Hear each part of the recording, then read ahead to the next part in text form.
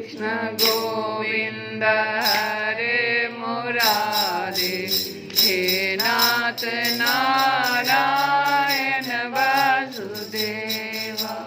श्री कृष्ण गोविंद हरे मुरारे, हे नाथ नारायण वासुदेवा।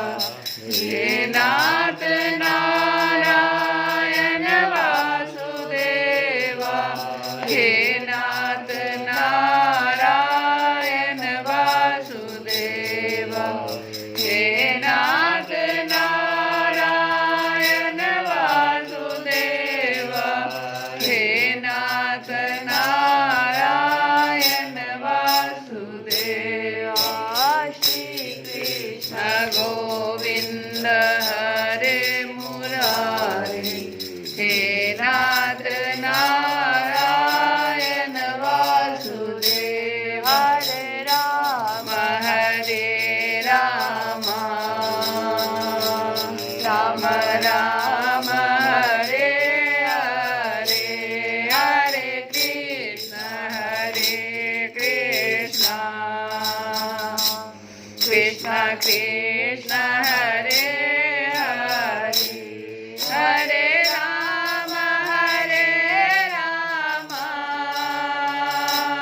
राम राम हरे हरे, हरे कृष्ण कृष्ण कृष्ण हरे हरे, हरे राम राम राम हरे हरे, हरे कृष्ण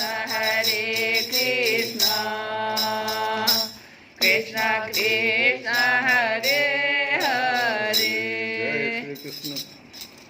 जय श्री कृष्ण। कल की कथा में हम लोग सुन रहे थे कि किस प्रकार से उद्धव जी भक्ति भाव लेकर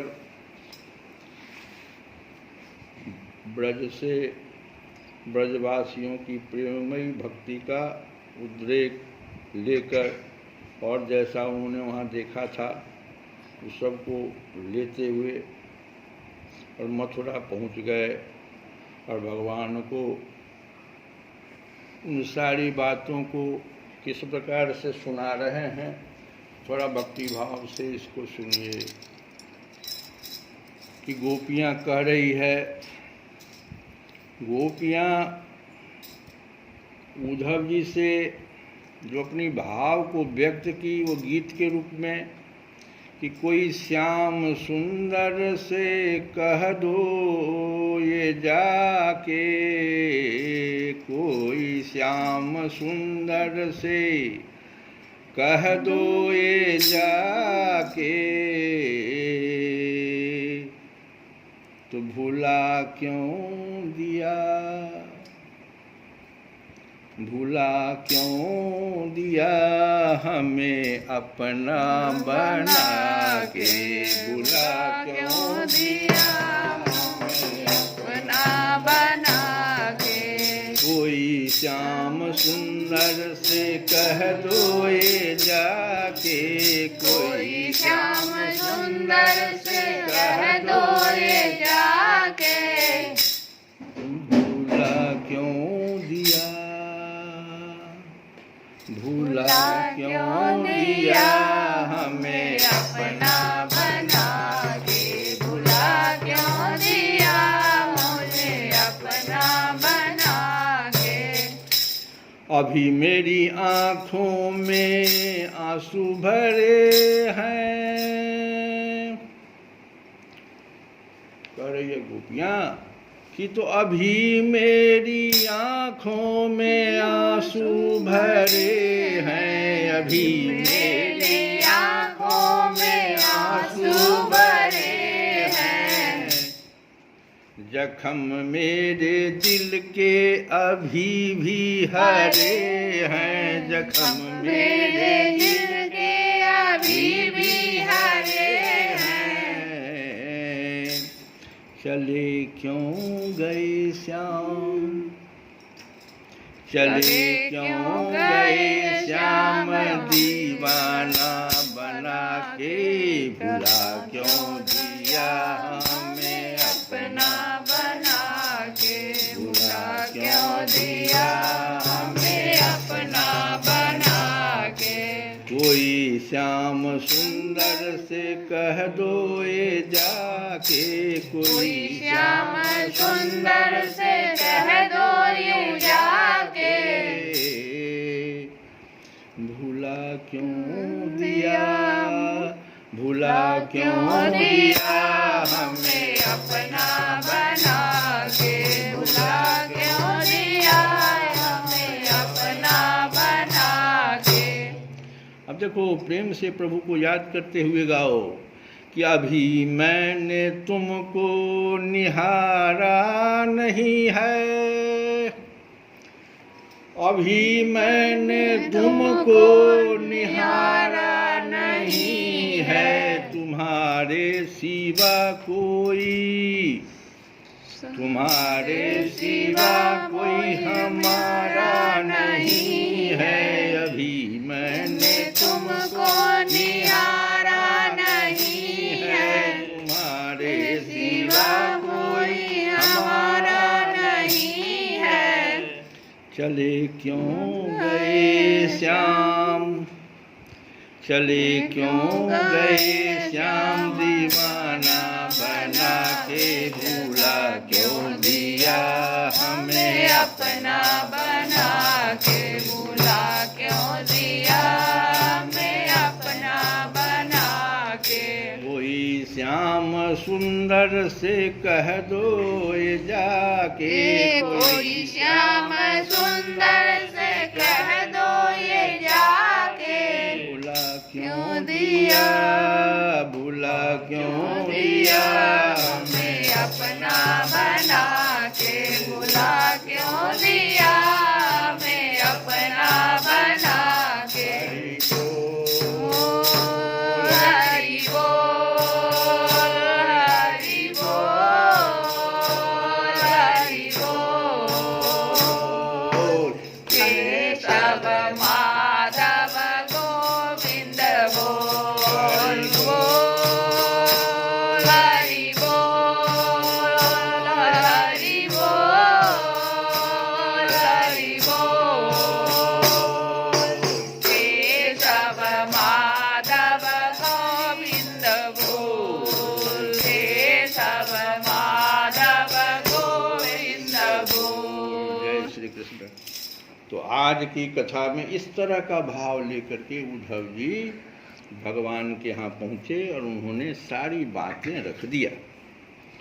अब से सुखदेव जी कहते हैं कि परीक्षित तदंतर सबके आत्मा तथा सब कुछ देखने वाले भगवान श्री कृष्ण अपने से मिलन की आकांक्षा रखकर व्याकुल हुई कुब्जा का, कुब्जा याद है ना कुब्जा, उस कुब्जा का प्रिय करने के लिए उसे सुख देने की इच्छा से उसके घर गए, क्योंकि भगवान कह दिए थे कि मैं बाद में आऊँगा तुम्हारे पास।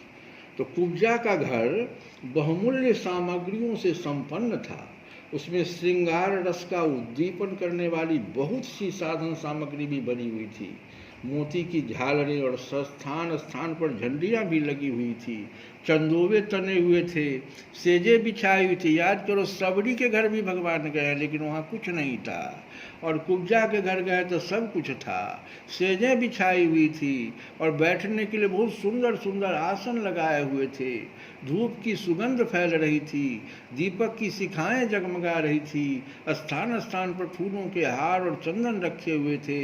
भगवान को अपने घर आते देख कुब्जा तुरंत हड़बड़ाकर अपने आसन से उठ खड़ी हुई और सखियों के साथ आगे बढ़कर उसने विधिपूर्वक भगवान का स्वागत सत्कार किया। फिर श्रेष्ठ आसन आदि देकर विविध उपचारों से उनकी विधिपूर्वक पूजा की।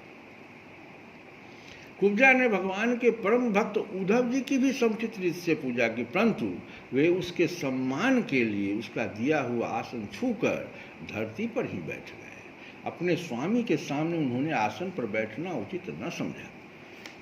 भगवान श्री कृष्ण सच्चिदानंद स्वरूप होने पर भी लोकाचार का अनुकरण करते हुए तुरंत उसकी बहुमूल्य सेज पर जा बैठे।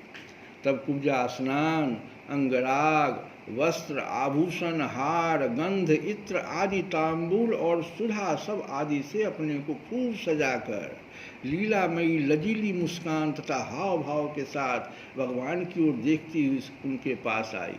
देखो, दो कथा है एक साथ, सबरी की कथा जहाँ वो कह रही है कि नारी और नारी में भी परम अधम, और यहाँ देखो खूब सजा करके आ रही है।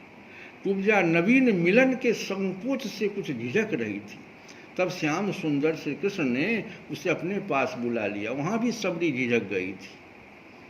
तब श्याम सुंदर श्री कृष्ण ने उसे अपने पास बुला लिया और उसकी कंकण से सुशोभित कलाई पकड़कर अपने पास बैठा लिया और उसके साथ क्रीड़ा करने लगे। परीक्षित, कुब्जा ने इस जन्म में केवल भगवान को अंगराग अर्पित किया था। उसी एक शुभ कर्म के फलस्वरूप उसे ऐसा अनुपम अवसर मिला। कुब्जा भगवान श्री कृष्ण के चरणों को अपने काम संतप्त हृदय, वक्षस्थल और नेत्रों पर रखकर उनकी दिव्य सुगंध लेने लगी और इस प्रकार उसने अपने हृदय की सारी आदि व्याधि शांत कर ली। वक्षस्थल से सटे हुए आनंद मूर्ति प्रियतम श्याम सुंदर का अपनी दोनों भुजाओं से गाढ़ आलिंगन करके कुब्जा ने दीर्घ काल से बढ़े हुए विरह ताप को शांत किया। परीक्षित, कुब्जा ने केवल अंगराग समर्पित किया था, उतने से ही उसे उन सर्वशक्तिमान भगवान की प्राप्ति हुई जो कैवल्य मोक्ष के अधीश्वर हैं और जिनकी प्राप्ति अत्यंत कठिन है। परंतु उस दुर्भगा ने उन्हें प्राप्त करके भी ब्रज गोपियों की भांति सेवा न मांगकर यही मांगा। क्या मांगा कि प्रियतम, आप कुछ दिन यहीं रहकर मेरे साथ क्रीड़ा कीजिए, क्योंकि हे कमल नयन, मुझसे आपका साथ नहीं छोड़ा जाता। परीक्षित, भगवान श्री कृष्ण का सबका मान रखने वाले और सर्वेश्वर हैं। उन्होंने अभिष्ट वर देकर उसकी पूजा स्वीकार की और फिर अपने प्यारे भक्त उद्धव जी के साथ अपने सर्व सम्मानित घर पर लौट आए। परीक्षित, भगवान ब्रह्मा आदि समस्त ईश्वरों के भी ईश्वर हैं। उनको प्रसन्न कर लेना भी जीव के लिए बहुत ही कठिन है। जो कोई उन्हें प्रसन्न करके उनसे विषय सुख मांगता है वह निश्चय ही दुर्बुद्धि है, क्योंकि वास्तव में विषय सुख अत्यंत तुच्छ नहीं के बराबर है।